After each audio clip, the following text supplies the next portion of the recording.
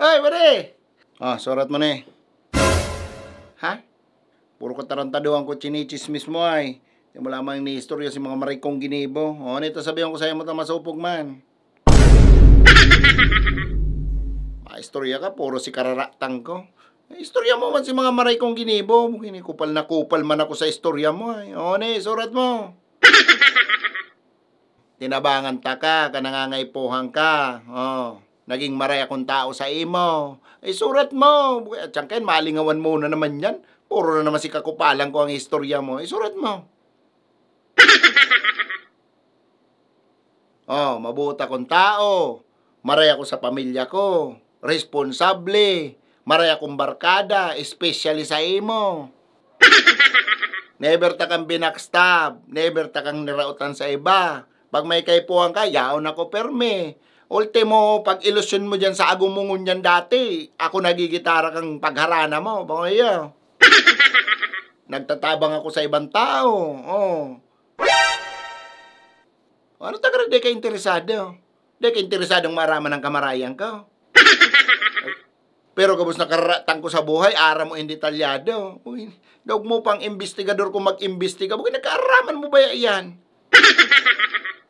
Tapos pag nag-istorya ka pa di mo naman pagdagdagan mo Raut-raut na nga ako sa istorya mo, dadagdagan mo pa man yung mga chismis na dahi man totoo. Grabe naman. Ano ba nakukuha mo dyan? Ha? Ano, kinakalintura ka pag di ka nakakamusang? Ha? Or kinikilig ka pag nakakaraot ka ng buhay ng iba, ano? Ano ba yan? Ara sa hawak? Ha? Dahil mo matik pag nasasapawan ka ng iba. Ano yan? Siguro may kita dyan na. Komisyon man. Grabe naman garong istorya na gibo mo gamit ang pangarang ko. Yugon mong ipang-istorya mong nakabado sa kong bakla. Matindi ang content mo, Brad.